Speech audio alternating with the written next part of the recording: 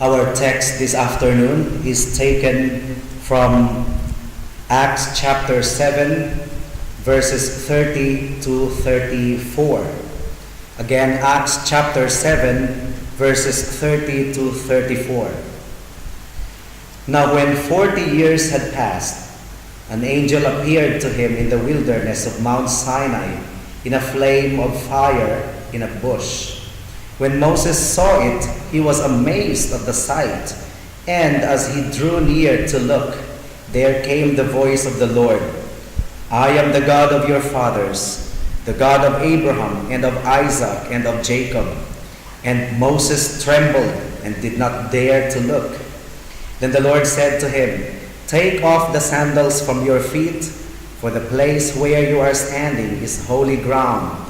I have surely seen the affliction of my people who are in Egypt, and have heard their groaning, and I have come down to deliver them.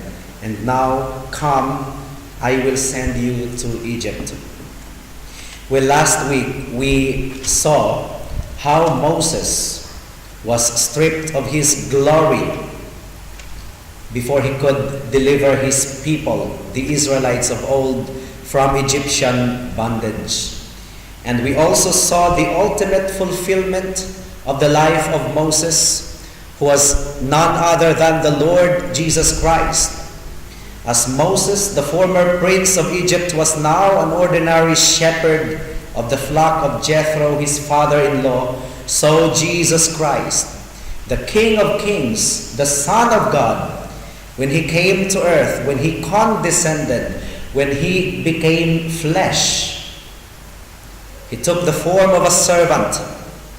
This time he became an ordinary carpenter in Nazareth, to the point that when he proclaimed the gospel to his countrymen, they took offense at him, saying, Is this not the carpenter?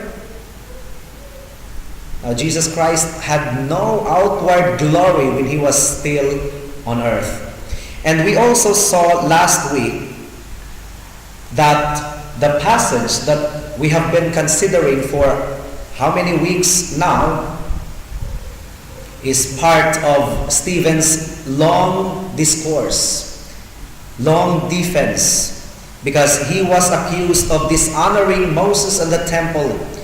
In his defense, it turned out that he spoke well of Moses and showed to them that it was indeed the Jews who dishonored Moses. Now, this afternoon, we will consider three things from this passage. First, the pre-incarnate manifestation of Christ to Moses. Again, the pre-incarnate manifestation of Christ to Moses. Second, Moses' response to Christ's manifestation. And third, Christ's mercy for his people. Let us seek once again the Lord's help in prayer. Let us pray. Father, we thank you for this another opportunity that you have given unto us to freely listen to the proclamation of your word.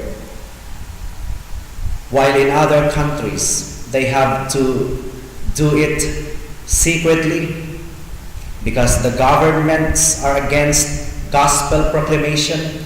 We thank you for the degree of freedom that you have granted to this nation, where pastors and preachers could freely proclaim your word.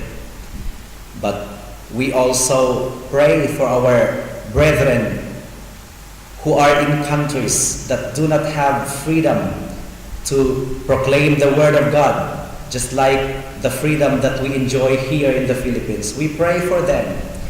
And at this time, we ask once again for your grace of understanding and your enabling grace, so that we will be able to apply everything that we shall be learning from your word this afternoon.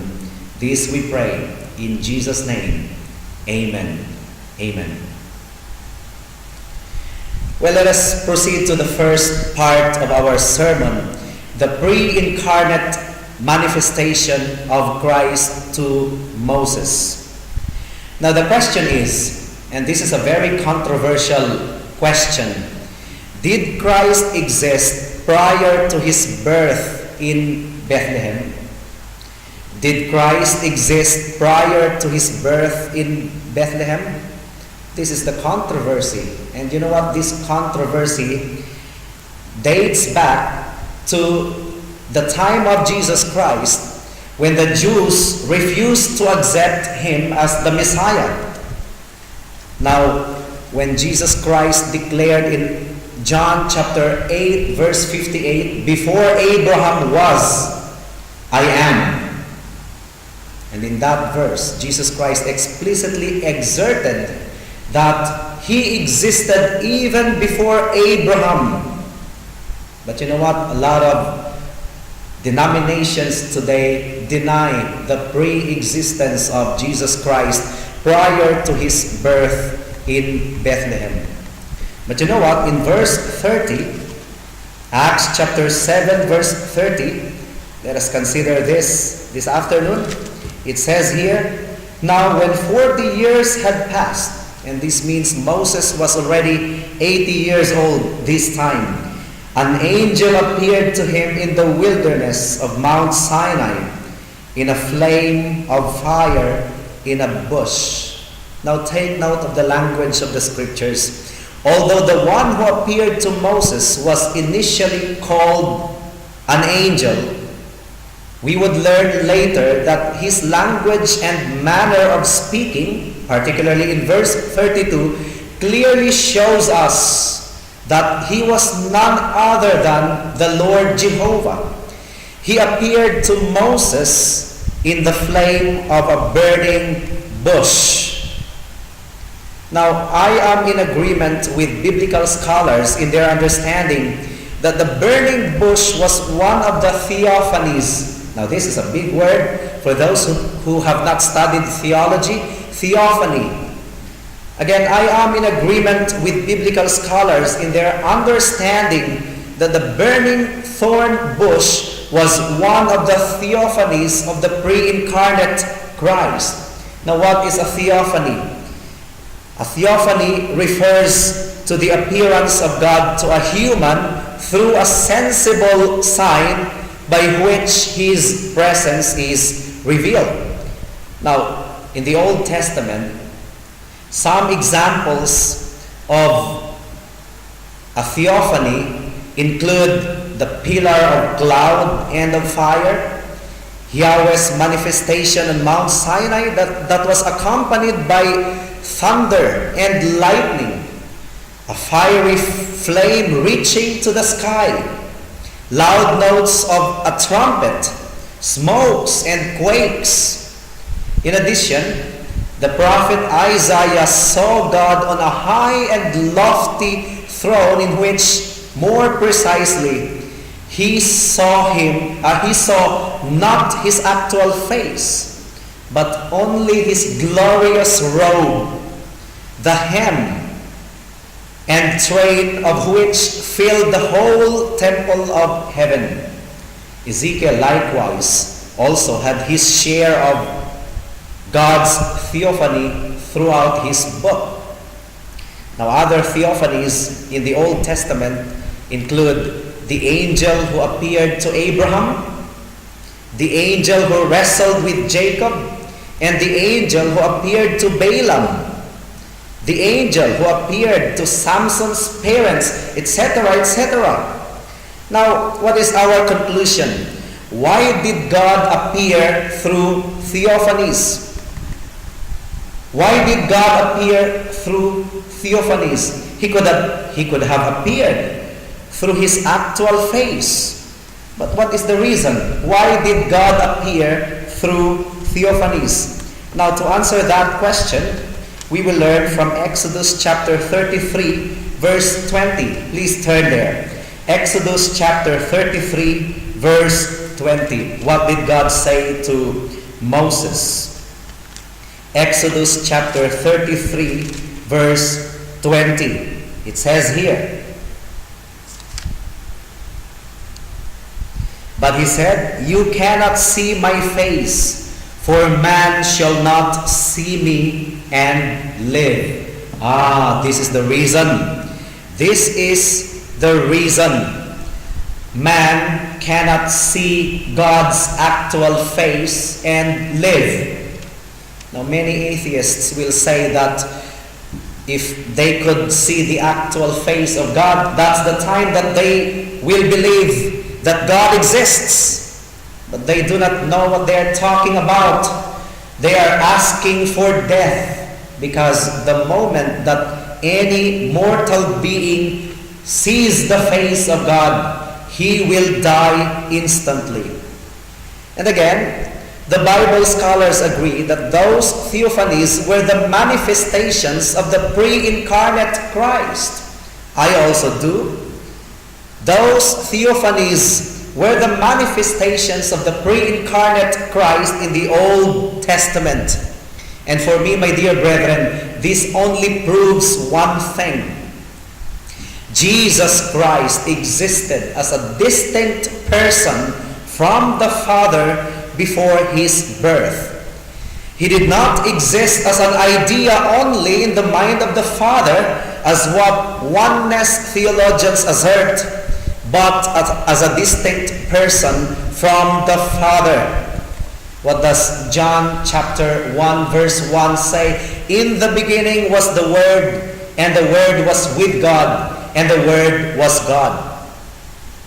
John, the Apostle John, calls the Lord the Word who was in the beginning with God, and who was himself God.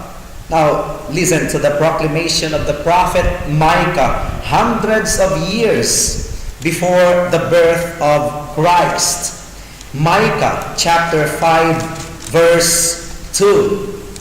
Micah chapter 5 verse 2, it says here, "But you, O Bethlehem Ephrathah, who are too little to be among the clans of Judah, from you shall come forth for me one who is to be ruler in Israel, whose coming forth is from of old, from ancient days."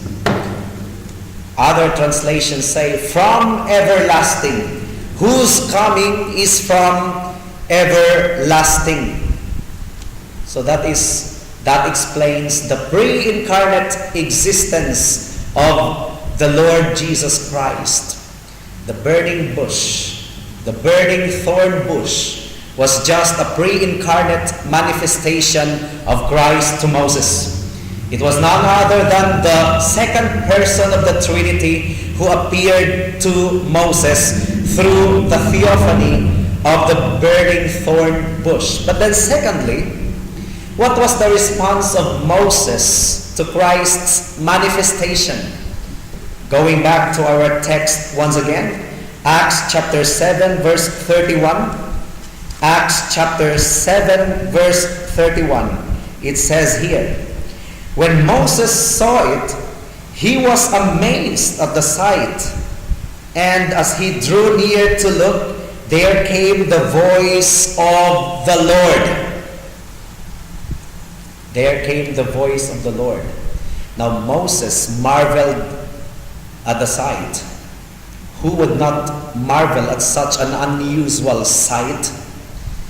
Exodus chapter 3 describes the bush as burning with fire, yet the bush was not consumed. That's Exodus chapter 3 verse 2. Now Moses' curiousness led him to turn aside to see that marvelous sight. Why the bush is not burned up? It was then when the Lord spoke to him.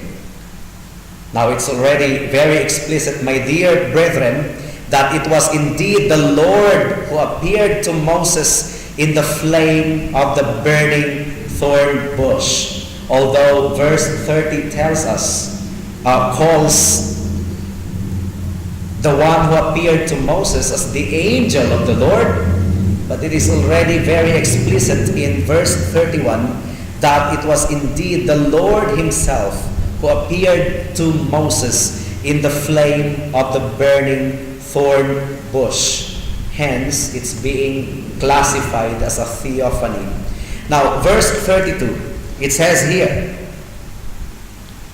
I am the God of your fathers, the God of Abraham and of Isaac and of Jacob. And Moses trembled and did not dare to look. Now, I cannot allow this to pass by without declaring our side lesson for this afternoon. The verb tense, what have you noticed?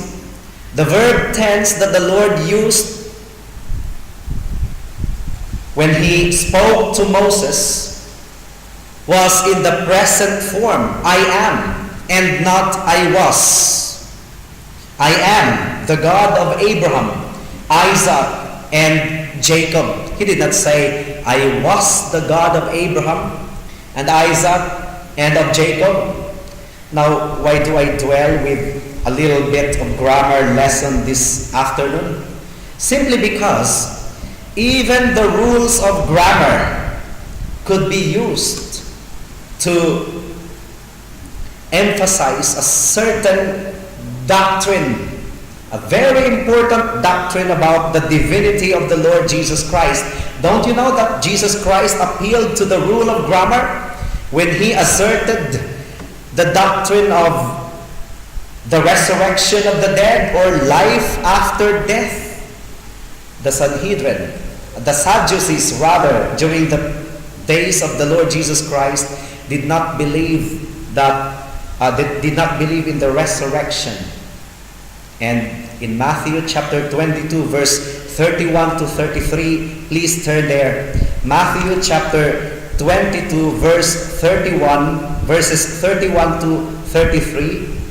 Jesus Christ used the rule of grammar to emphasize the doctrine of the resurrection. Matthew chapter 22, verses 31 up to 33, it says here,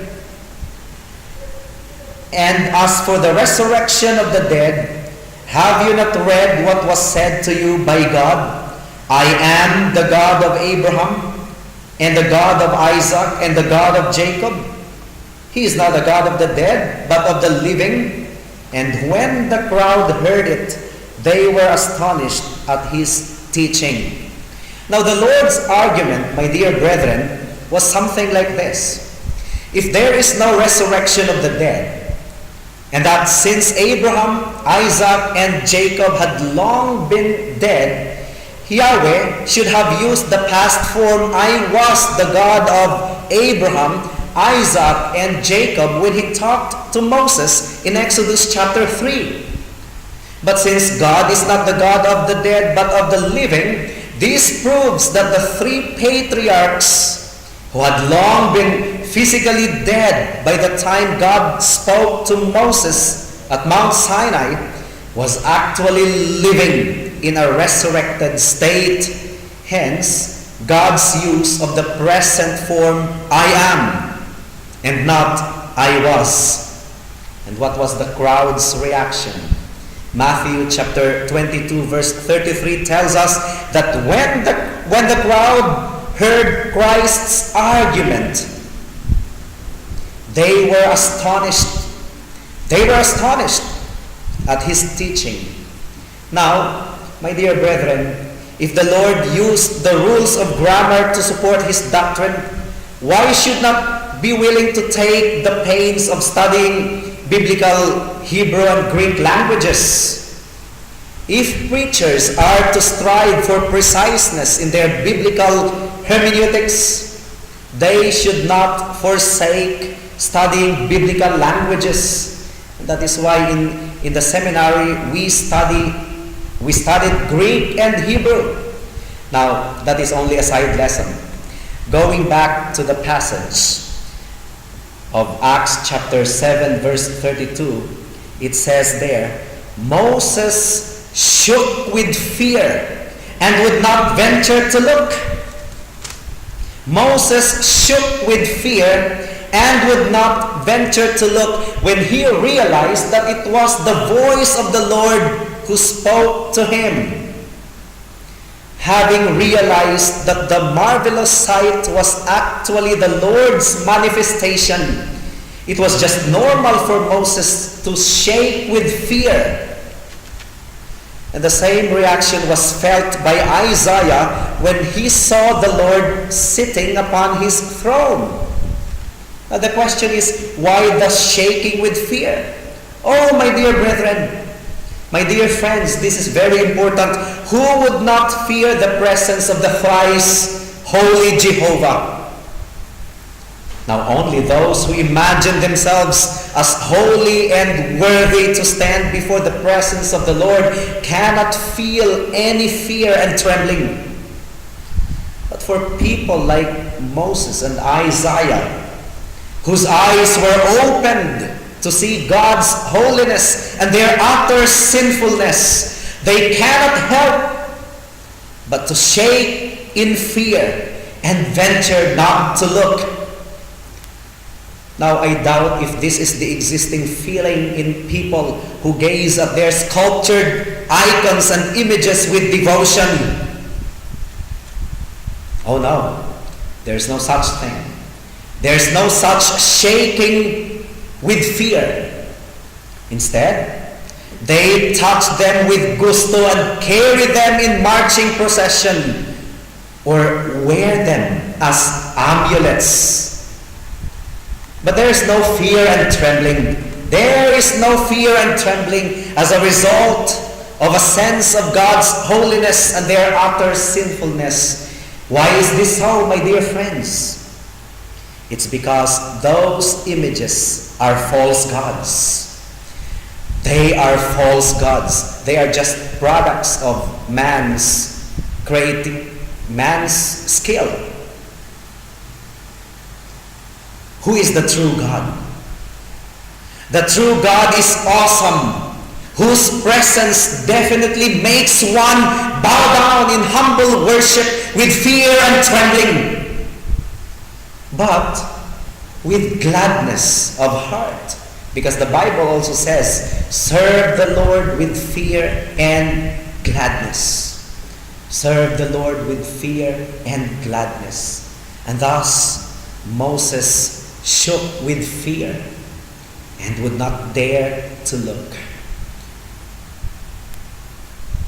And that is why, before we start our worship service, our prayer is usually like this: Oh Father, open our eyes that we may see your glory, so that the natural response of our heart is reverence. Open our eyes so that we may behold your holiness and our utter sinfulness, so that the natural response of our heart is fear and humility. But open our eyes also, so that we may be able to see your forgiveness, that on the basis of the blood of Jesus Christ alone, our worship will be acceptable before your sight.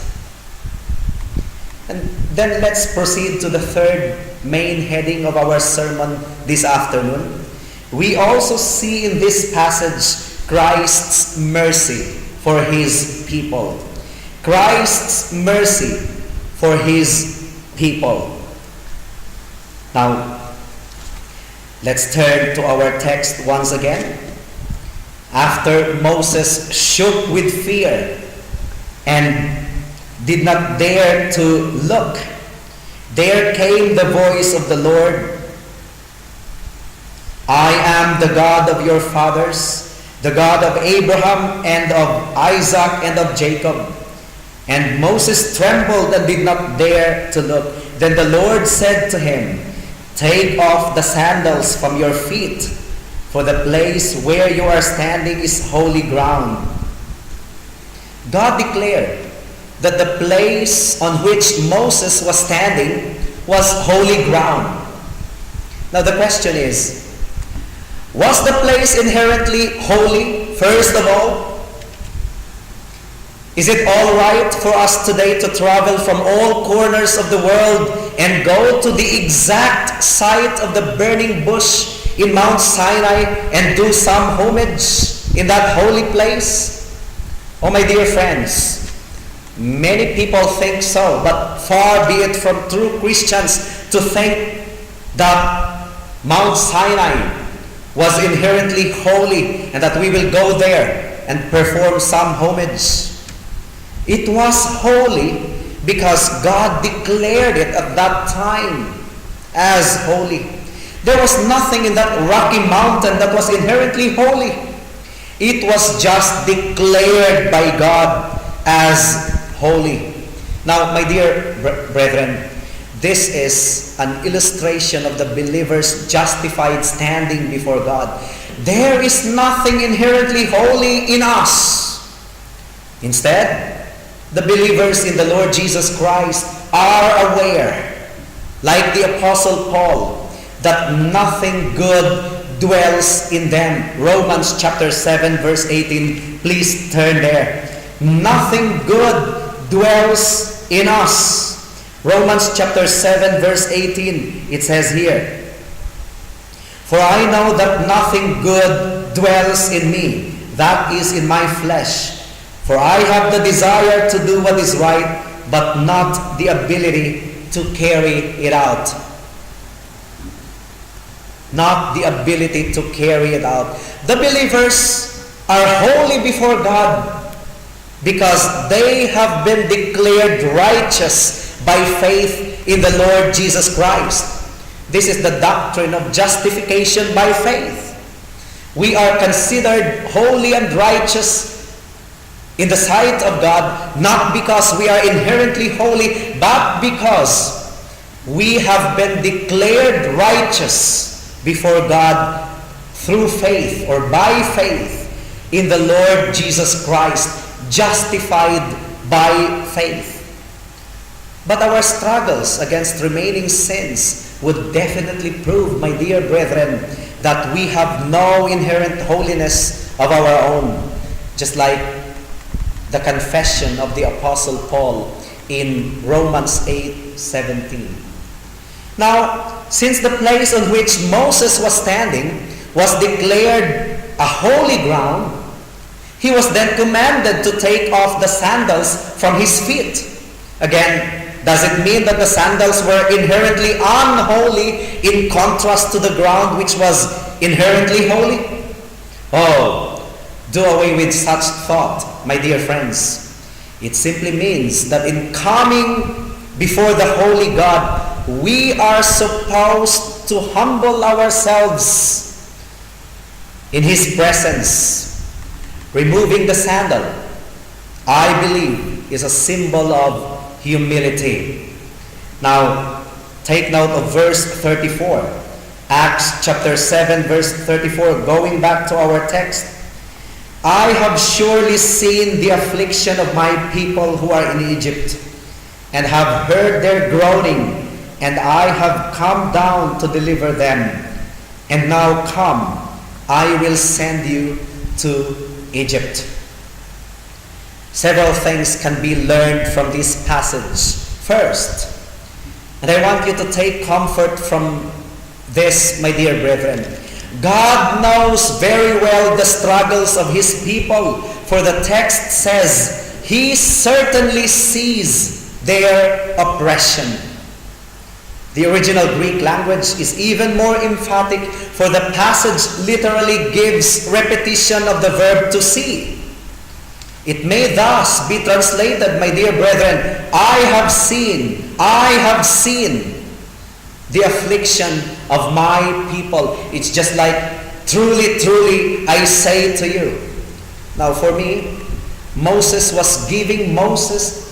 Lord was giving Moses the assurance that he certainly was not blind of their sufferings.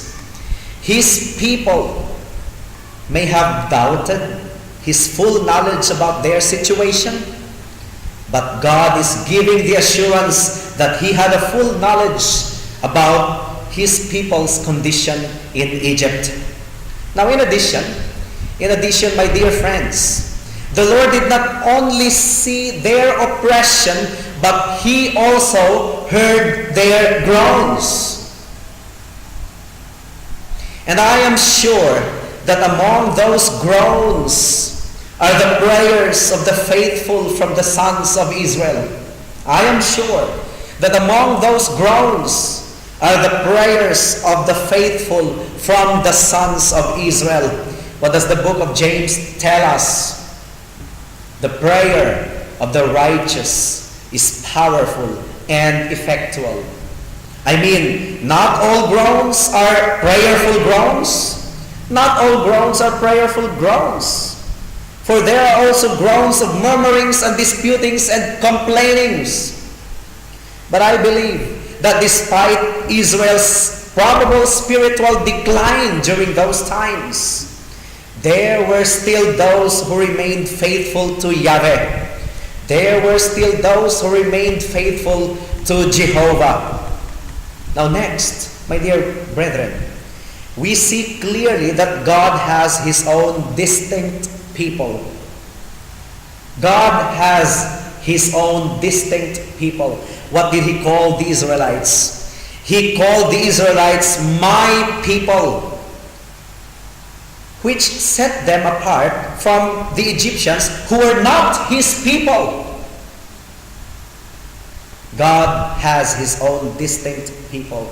Now that God's redemptive plan has been fully revealed in Christ, we can now see clearly that God's people are actually identified spiritually rather than genealogically. The book of Romans tells us that not all Israel belong to the Israel of God. Now the ancient Israel, what's this? The ethnic Israel. Thank you. The ethnic Israel was just a type and shadow, or were just types and shadows of the true Israel of Christ, the spiritual Israel. And this means that in Christ Jesus, there is neither Jew nor Gentile in the sight of God. If a person is in Christ, then he is Abraham's seed. Listen to the language of Galatians chapter 3 verse 29. Paul, in asserting the spiritual nature of the identity of the people of God, he says, Galatians chapter 3 verse 29, it says there, "And if you are Christ's, then you are Abraham's offspring, heirs according to promise." There is neither Jew nor Gentiles in the new covenant. If you are in Christ, then you are an heir of Abraham. Now another lesson, my dear brethren, that we should not miss is that God is not indifferent to the struggles of His people. For He was said to have come down to rescue them. He descended, He came down to rescue them. Was He delayed in coming down for deliverance? Was He delayed? Oh no. One sincere Christian, unfortunately, has insisted to me one day that God is late or God is delayed in giving her His help. And then I explained to her that if God is late, He is still on time. He is just late according to our reckoning of tardiness or punctuality. But God has His own timetable. I heard that from Karen Peck, a Southern American, a gospel singer from America who specializes in Southern gospel style, singing about Lazarus when Jesus Christ resurrected him from the dead. Isn't it great? When he's 4 days late, he is still on time. Was Jesus Christ, or was the Lord, or was Yahweh delayed in His coming down for deliverance? No. That is really a big no. God's timing is always perfect, my dear brethren. The 400-year period must be consumed. And so His rescue must come after 400 years and not before that. Remember? It had already been revealed to Abraham 400 years ago that his descendants will become enslaved in a nation for 400 years. And brethren, we should remember that when for us, God is 4 days late, an allusion to Lazarus' case, He is still on time. He is still on time. And this should cause us to rejoice. Now finally, in God's mighty act of deliverance, it pleases Him to use His servants. Because God was now about to save His people, He commissioned Moses for the task. The hyper-Calvinists will argue that anyway, God can save His elect. There's no need for us to evangelize. There's no need for us to proclaim the gospel. And then the Arminians will try to debate against the Reformed believers. Oh, if you believe in election, if you believe in predestination, then you will no longer evangelize because God has His own elect in every place. But you know what? We believe in election, we believe in predestination, but we also believe that God is pleased to use His servants in accomplishing His purpose. God can save His elect, yes. He saves them to the uttermost. But you know what? He uses means in saving them. Because faith comes from hearing, and hearing by the Word of God. And that explains why God sends preachers to proclaim the gospel to sinners. Going therefore, make disciples of all nations. And in relation to that, my dear brethren, Moses acted as mediator in the Old Covenant. We learned last week that Moses played the role of mediator. He wanted to reconcile his two quarreling brethren in the flesh. Moses acted as mediator in the Old Covenant, which was just a shadow of the reality to come. In the complete unfolding of God's redemptive plan, we now see clearly that Jesus Christ is the only mediator between God and men. For there is one God and one mediator between God and men, the man Christ Jesus. And my dear friends, once again, my dear Catholic friends, there is only one mediator, and that disqualifies any assertion that Mary and the other saints of old are mediators or co-mediators with Christ. There's only one mediator. I am the way, the truth, and the life. No one comes to the Father except through me. And if you are to be saved from the wrath to come, my dear friends, come to no other name, call upon no other name but the name of Jesus Christ alone. The name of Jesus Christ alone. Now, the Israelites of old were enslaved in Egypt. But you know what? That was just a type and shadow of the true oppression of God's people. The Bible says, there is no one righteous, no, not one. We are born sinners. We are enslaved to sin. There is no one righteous, no, not one. You cannot set yourself free from the bondage to sin. You need the Lord Jesus Christ. You need the Lord Jesus Christ. You cannot save yourselves. Oh, my dear friends, why do you think that your good works can save you? When the Bible says your good works are just filthy rags before God's sight. This is the folly of the pride of men to think that salvation can be earned by good works, when the Bible clearly tells us that it's not by your good works, so that no one can boast. My dear friends, you need the Lord Jesus Christ. The good news is that Jesus Christ is called Jesus, and you shall call his name Jesus, the angel speaking to Moses, because he shall save his people from their sins. Now take note, from their sins. Not primarily from hell, but from sin. And we have to emphasize this because modern evangelists try to present Jesus as Savior from hell only, but not Savior from sin.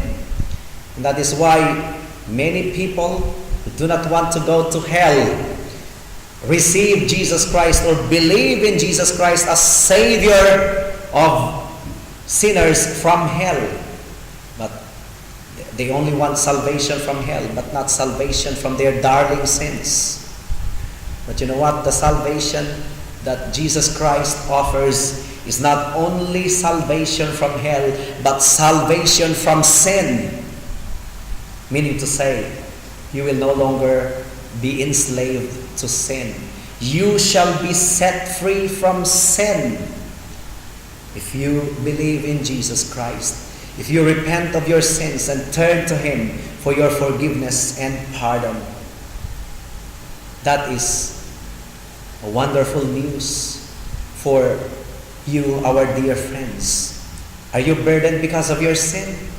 The good news is that Jesus Christ came to save sinners. He did not come to save the righteous. He did not come to call the righteous, but sinners to repentance. And if you are convinced, if you are burdened because of your sin, this is good news for you. Jesus Christ is the Savior of sinners like you and me. And if you will believe in the sufficiency of his blood as a ransom or payment, complete payment for your sins, if you believe in him, you will not perish but have eternal life. Isaiah chapter 1 verse 18, please turn there. Isaiah chapter 1 verse 18 says, "Come now, let us reason together, says the Lord. Though your sins are like scarlet, they shall be white as snow. Though they are red like crimson, they shall become like wool." Let us reason together. What's the reason? Why is it that this passage is telling us that though our sins are like scarlet, they shall be as white as snow? What is the reason? Now the reason is the blood has already been shed on the cross of Calvary. The justice has already been satisfied by the blood of Jesus Christ. That's the reason. And if you come to Jesus Christ, the promised forgiveness will be yours, my dear friends. Now for our fellow believers, I hope that you have already seen the comforting message from this passage. God has a compassionate regard to the troubles of his people, to the troubles of his church, and the groans of his persecuted people, and their deliverance takes rise from the compassionate heart of our Lord and Savior, Jesus Christ. I hope that this will serve to comfort us, my dear brethren. But then this is just a reminder.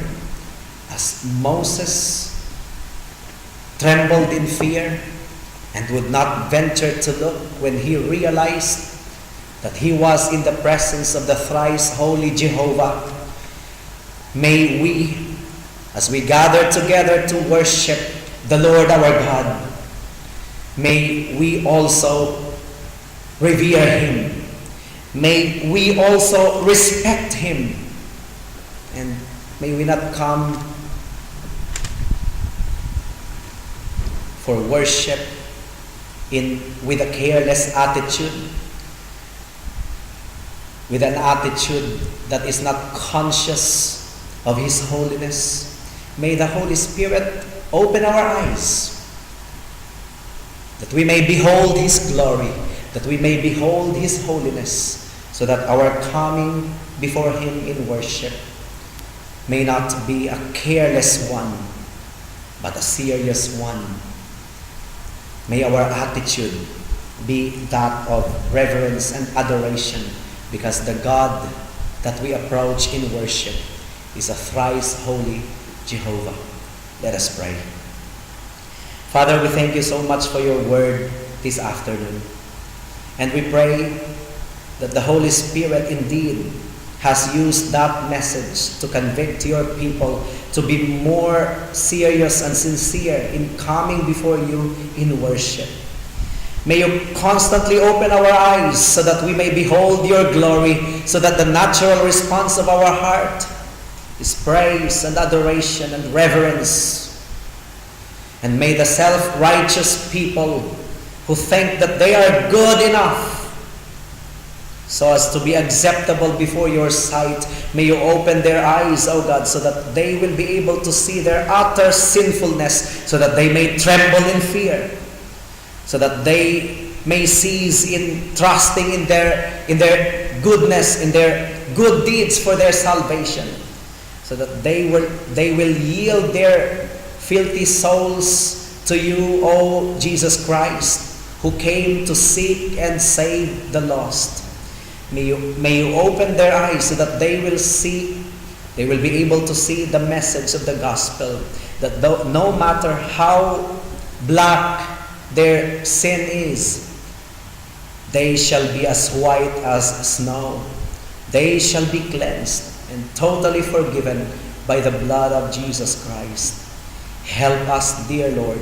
This we pray in Jesus' name. Amen. Amen.